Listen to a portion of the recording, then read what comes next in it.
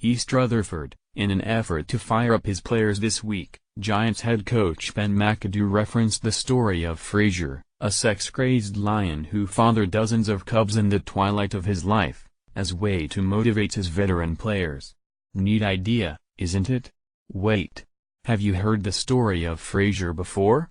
It certainly sounded familiar, so I put my investigative reporting skills to good use, typed the words Frazier the lion into Google, and, eureka, there on the first page of results was the answer to the mystery. This is the same story that McAdoo told his players before training camp.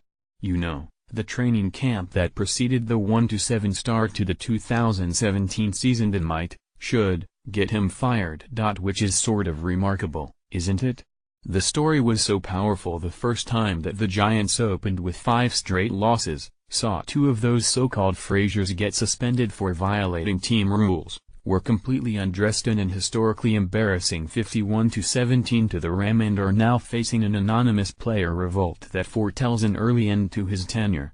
Even after all that, McAdoo decided to revisit that old yarn. Knute Rockne. This is what has become abundantly clear with Ben McAdoo in his second season as Giants coach. We may never know if he has the coaching chops to win consistently in the NFL given their relatively small sample size and the utter disaster that this season has become.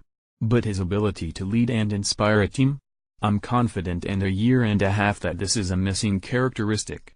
Half of coaching professional football is motivating grown men to put their bodies in harm's way to achieve a goal. New Jersey fans have seen plenty who are good at this and plenty who are not, and on the scale of Handley to Parcells, we have a pretty good idea of where McAdoo falls. Message to the team, I'll hit you with it, McAdoo said when asked what he told the players. Let's go into it. Alright, I talked to the team about getting back to our identity. Sound, smart and tough.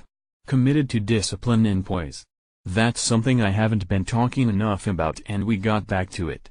Talked to them about we're disappointed where we are. We're not discouraged with where we are. Everything is fixable. We have a lot of pride.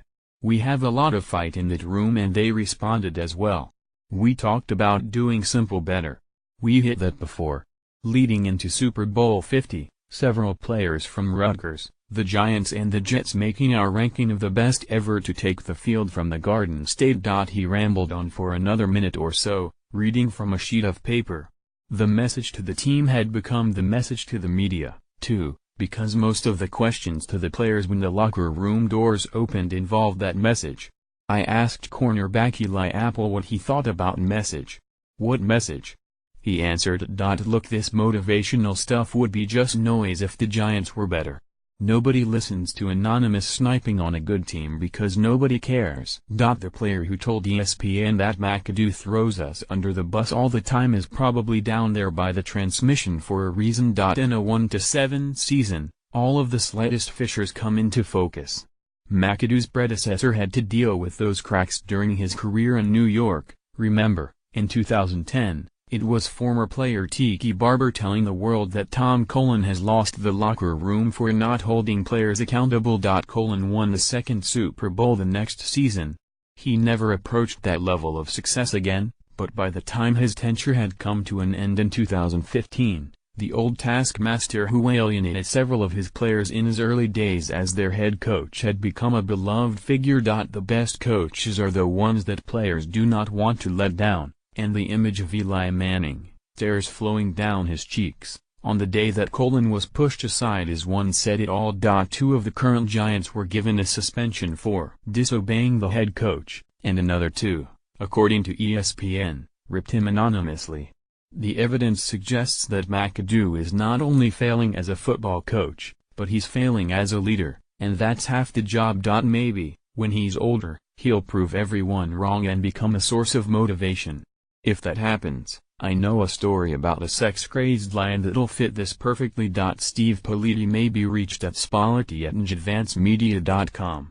Follow him on Twitter at Steve Politi. Find NJ.com on Facebook.